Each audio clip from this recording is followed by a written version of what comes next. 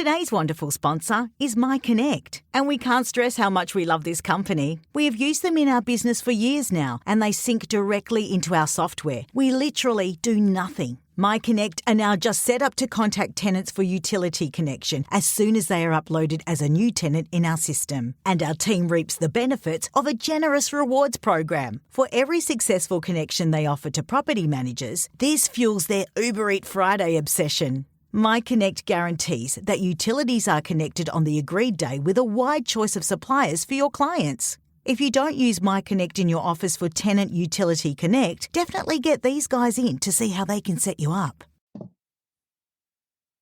I am super excited to introduce you guys to Corrine from Ray White Beenleigh. She's been on our podcast before, but she has, last episode you were in property management, and I think we're talking about BDM and things like that. And now you have changed your career. Well, sort of changed your career, changed your position. So welcome. Thanks for joining me. Thanks for having me back, Ash. So let's just start off with, actually, we'll go straight into it. You were in property management before, and I think you were running a team at the time. I was actually head of our property management department, and I was also the business development manager as well. So it was very, very busy role. I only actually worked 4 days a week too. So the transition into sales from 4 days to 6 days has been a little bit different with my daughter, but yeah, I'm really loving it. And so how long have you done property management for? Oh God, I started in real estate in 2008. So yeah, I think I'd done property management for about 14 and a half years before I had decided to make the jump into sales. So all up, about 15 years in real estate in total. Excellent. So it's too early for me to calculate 2008 to 2024. So I'm glad you did that for me. Look, I'm pretty sure those numbers are correct. It feels like 20 years, but absolutely. So you had a long career in property management, and I didn't get any inkling at the time when I spoke to you that you were thinking of moving or anything like that. And then I saw that you decided to get into sales. So can you talk us through what a reason for that change? Like what was the driver for that? Yeah, definitely. Like, I think I've always kind of wanted to do sales, especially being in a business development role. I think, it's kind of really appealed to me. I think the thing that really held me back at start was having a young baby. I knew that I'd have to be doing long hours, and I just didn't feel like that was fair while having like such a young daughter. Really, to be honest with you, I think the change from property management to sales really came down to coming out of COVID, and I think I was just tired. I know like that probably sounds a bit cliche, but I feel like I was working all the time anyway. I felt like I'd kind of done a lot of what I could do in property management. I'd started as a receptionist, I'd been a property manager, I'd been a leasing consultant, I've done business development management, and then I'd run a team. So coming out of COVID, and then obviously like going through staff changes, it was really hard to find good property managers.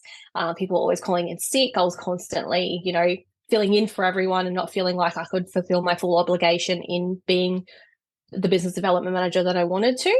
So I thought, you know what, instead of deciding to have a break from real estate altogether, because I did consider that as well, I considered leaving real estate for a little while. I thought I'll give sales a go, and if I'm completely crap out of it, then I'll decide to give real estate a break. So here we are 12 months later, and yeah. Because you had a side hustle as well, didn't you? I did, yeah. I think the side hustle more was, I think, for the brain switch off. So so I used to make and sell kids' clothes. I do a lot of markets and things like that. I met some really cool people by doing that side hustle. I have put that on hold now, being in a sales role, because I want to fully commit to it 100%. But it really helped the creativity side. So I really like marketing. I really like making things, and I use that as a switch off. Instead of, constantly going home, doing the mum thing and then getting all the emails and keep working, I'd work on something for myself. Yeah. So you had an interest in the sales before going into property management, but chose property management at the time because there was more stability with kids. Is that right? Yeah, more stability with kids. Even though I was still doing a lot of out of hours work, being a BDM and talking to people out of hours. I was doing it at home. It was more security for me. I'd done it for so long, and it's what I knew. And that's kind of, where I felt comfortable. And then as Remy got older, getting out of my comfort zone, I thought, oh, it's now or never. If I fail, then I fail. Yeah, exactly. Really, and yeah. Was there ever a thought about, like, I know that you sort of said I've got to where I could, with the team leader and BDM and all of that. Yeah. Was the salary, like, which ultimately you're quite capped in property management, was that ever something that you thought about and thought, well, I want more of an unlimited cap in salary? Yeah, I think so as well. And, even though I completely love the team that I do work with in property management, you're constantly, working really, really hard, and everything that you're putting into the business financially obviously goes to the business owner. So obviously you make what you make.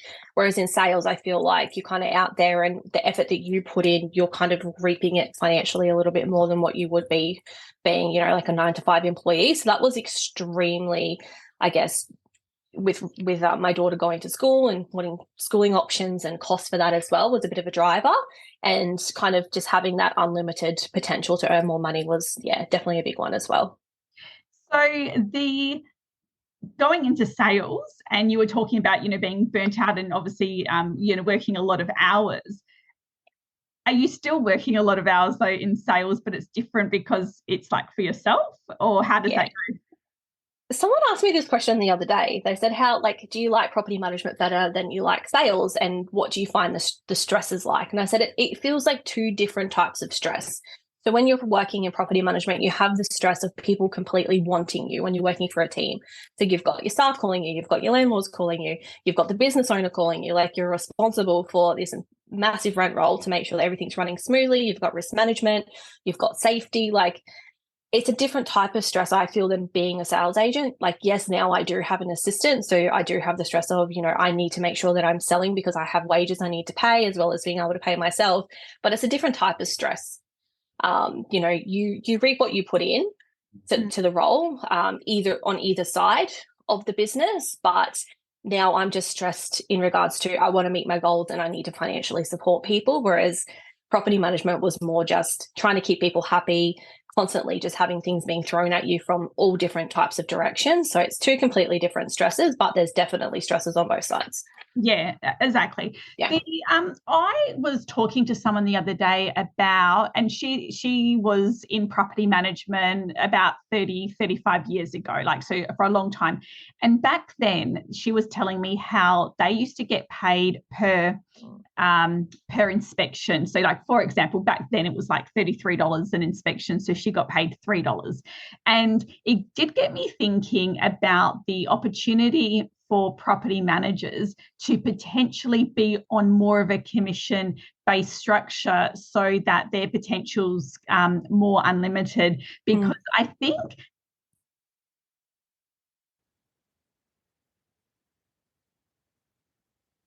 hopefully that is... Oh, are you there? Yeah, sorry, I was just making sure that was going to come. I think I lost you for a second. No, it might have been my end. Let me just quickly bring it up. So I'll just quickly recap just in case that didn't come through. So, but just the potential for property managers' roles to be a bit more on a commission basis as opposed to that fixed salary, because it is a shame. It's great for you and I'm glad you're really enjoying sales, but it's also a shame to lose property managers because of salary, where there could be an opportunity for us to really restructure what we see as normal. So going into, like I said, routine inspections, and maybe having a commission for each routine inspection that you do, or for every PCR, and you know what I mean, things like that. I feel like that's something that could improve. Have you ever heard of anything like that happening, like over in Queensland? No, not from an inspections point of view, but I have heard of, agencies having in place KPIs where property managers will be, I guess, at the end of the year, given a bonus if they have clients that don't leave and things like that as well, which, to be honest with you, I think is great to have that retention bonus as well. So everyone throughout the year is kind of a bit more mindful of those relationships that they are making. But I think it is a good idea because, you and me both know we've met a lot of property managers over the time, and there are people that do avoid certain tasks of the job, mostly just because they either don't like it. But having that incentive to ensure that if they get paid per routine inspection, even if their base wage is a little bit lower, you know that those inspections are getting made. And they're being paid for it as well. So I think it's a great idea, to be honest. Yeah, something that I think that we'll see over the next couple of years. We also see, like in the opposite with you, but we also see a lot of sales reps go into property management for stability. I think it's very much it's a personality thing, isn't it? Like some people are just driven by the stability, some are driven by the uncomfortable goals, position, and all of that. So I know that there's definitely two types of people. But I was listening to someone the other day who was saying that they're really worried for sales reps in this market where there's hardly any listings. Have the listings, like in Perth, they've dropped considerably. I think we've got 3,600 properties on the market for sale and something like ridiculous like 7,000 agents. So it's like 2 properties per agent, like really minimal. Your stock levels over in Queensland, has there been a drop in sales stock, or what's that looking like? Yeah, there has. And look, the area that I focus in as well, there are some very high performing agents in that area.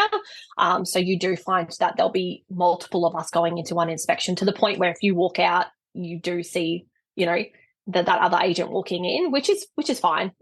I do love to get along with everyone, but it is hard. Like it is hard. And I do think that the one thing that gave me a bit of an advantage coming from property management into sales is the fact that I have thick skin. Sometimes you will find that, you've got, we've got a few associates that are around that 19, 20 mark, and they're coming in thinking, it's all nice cars and nice watches and, everything to you. If you work not that hard, you're still going to earn good money. It's the complete opposite.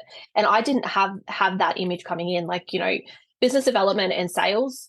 Yes, 2 different type of roles, but sort of not at the same time. You still have to do the same activities. You still have to build relationships as well. And I just didn't come in thinking it was going to be easy. No. Do you, from having that property management background, now when you list a property for sale that is like an investment or an investor buys it, do you find like you're pretty good at then bringing it back into the property management? Because that's something that lacks a bit. I know that everyone says, that's what they do, but I don't think sales reps generally can be bothered to, really put a lot of energy into bringing it into the department, because there's no real return for them. So I would imagine you're pretty good in that department. Yeah, look, it comes quite natural to me. Sometimes I need to know where to start and where to stop as well, because I'm like, that's not my job anymore. But having investors come very natural to me. So, a lot of the properties that I have sold over the last 12 months have been investment type stock. I find it very easy to deal with tenants. I know how to explain legislation to tenants and what their rights are. Also, when it comes down to an investor purchasing a property, I can discuss, area with them, average rents, rental yields, tax depreciation. So there's a lot of benefits from that regard. And then usually once I do hand that lead over to our business development manager, I would think that it's kind of laid the groundwork already. And I have somewhat already explained a lot of things to them, which I guess would probably make it a little bit easier from that aspect of things. Also, probably like when we are talking to people as well, I will always ask if they're happy with their current property manager. It's just really habit, to be honest. I know a lot of salespeople probably don't do that if they're cold calling.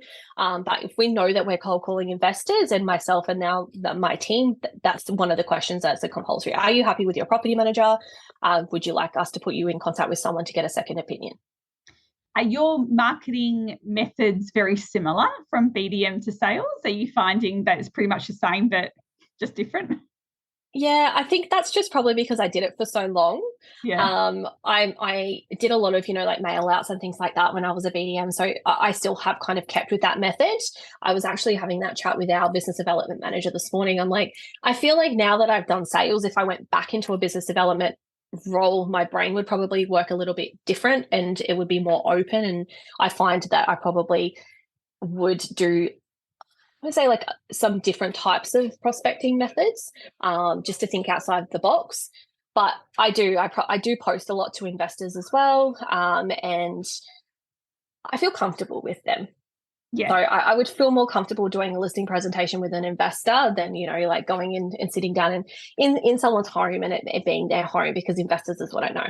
Yeah. Do you think that you or are you thinking about maybe just like honing into that and like just really you being that specialist? Yeah, well, I actually had this discussion with Josie, my associate, I think it was yesterday or the day before, is that, that they're in the area we work, there's very high performing agents, and a lot of them do sell a lot of homeowner type stock. So we need to kind of pick possibly maybe working with those investors because, we are so used to doing it. We can have those conversations. We have started kind of honing in on the investors a little bit more. And I've also just implemented Realtor as well into the business, which has definitely helped in regards to keeping the investors, because we can't door knock them and get face to face with those clients. Is we're texting them the market update so we can see when they open them. So then I schedule my calls around that. So there's a few things that we have implemented just to kind of, I guess, stay top of mind, because in an area we go in and we say that we're Ray White, but there's so many Ray Whites around that sometimes they won't even remember which Ray White that they've spoken to. So it's just completely being top of mind. I have noticed a lot of investor stock coming on the market. There's one office in particular that, like, every time they put something on, I have a habit of RP dataing just to see where that property leads come from, and I can see that it is coming from their rent rolls. So we also do prospect on the markets for rent, for sale. So every time a property comes on the market, we do call them because if the property is vacant, it's an ample opportunity. If they do want to sell, they've opened the market up to homeowners and investors. Or if they are considering changing property manager, we can put it in the rent roll, park it, and then nurture them from there if they want to sell or even buy more property down the track. Yeah. Why are investors selling over there? Sometimes, to be honest with you, I've had a few that I think have overcommitted. So they've had more than one property. The last one I sold, the tenants had only moved in July. It was a brand new build, and we sold it just before Christmas. He'd overcommitted, didn't, interest rates weren't quite where he needed to be, and they've made a decision just to cash out. So there's actually been a few people that within a 12-month period have sold. Yeah. So it's not so much it's not the long-term investors I've noticed lately, it's the short terms. Yeah, because from my side, I think that I get a lot of my clients have got a property in Queensland and then one in Perth. And I hear a lot of them talking about how their Queensland property is not going as well as what they wanted. Yeah. And so, but they're using, but they're not necessarily, sometimes they're selling to buy in Perth and putting that money into the Perth market, or they are trying to get a really good deal on a Perth property to help balance it out so the two properties together are neutral. Yeah. So that's what they're trying to do.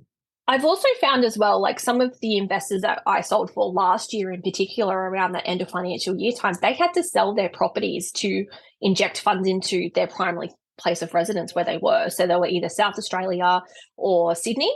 And I had someone that was building and they needed to inject more funds into their build. So because the prices are going up everywhere else, they're needing to sell their investments to buy somewhere for themselves to live and for their family as well. So it's just such a range, but it is interesting to look at the trends compared to how long they've owned the property when we are selling them. And the latest trend is probably about that 12-month mark. Yeah.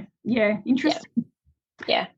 If there was a property manager that was feeling burnt out, feeling like they want to get out of the industry but still love real estate, what would be your advice to them if they were thinking of giving sales a go?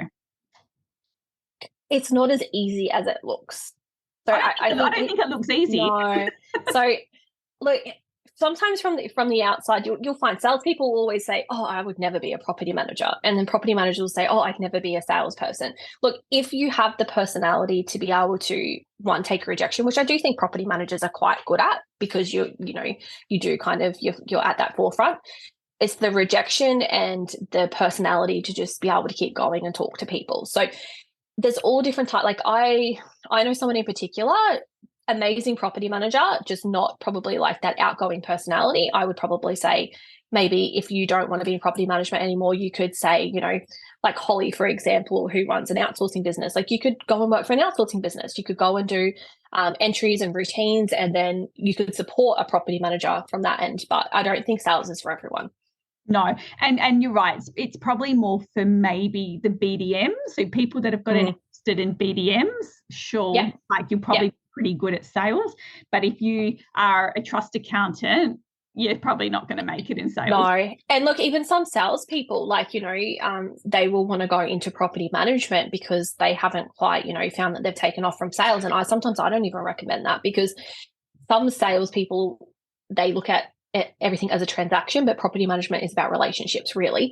So, if you're going from sales to being a business development manager, you really have to understand it's not transactional. It's not about numbers. It's about building relationships, and everything is long-term. Like, some salespeople are all about catch and kill and move on to the next one. And I think that's probably where that's lacking as well, with the relationship building. Yeah. Well, it's very much the analogy of, whether you like to date or like to be married, whether you like property management or sales. Yeah. Exactly. And like in property management, I feel like if you miss an opportunity, there's always that opportunity to work to get it back. Whereas in sales, if you miss an opportunity, they've sold with another agent, and then you've got to start that relationship all over again with the person who buys it. So even though it kind of looks much the same, it is very, very different. But I think if someone's burnt out, I think outsourcing probably would be a good job, just until you decided what you wanted to do. But I definitely don't think sales is for everyone. No, that's actually a good point with if you miss out on a listing, you're right, you miss out on a listing, it's gone. But in property management, if I miss out on a new management, I've just got a 12-month campaign that goes out to those investors, and then by the time I've probably got it back again.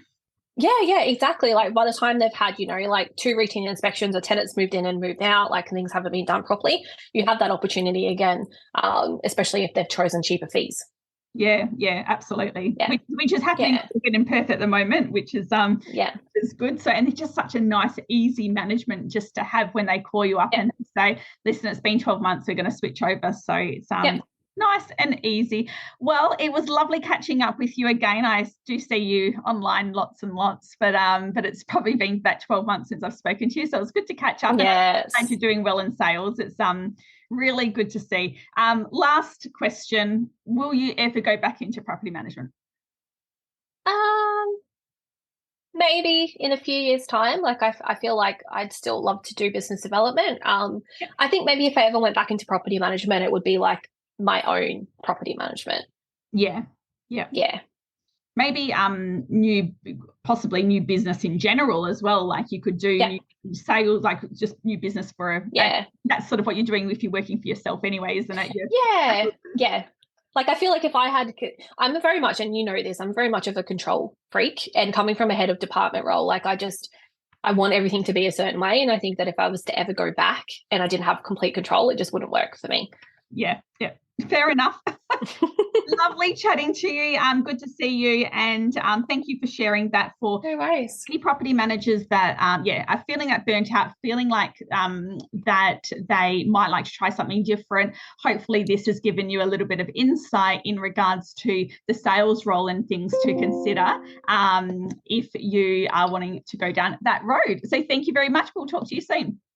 Thanks. Bye. Many real estate agents across Australia confidently refer Property Insurance Plus to their clients as they recognise the price and benefit value of their policy combined with the client-focused service they deliver. They offer a comprehensive building and landlord insurance facility and have formed a powerhouse to present the very best in investment property insurance. Contact PIP today to find out more.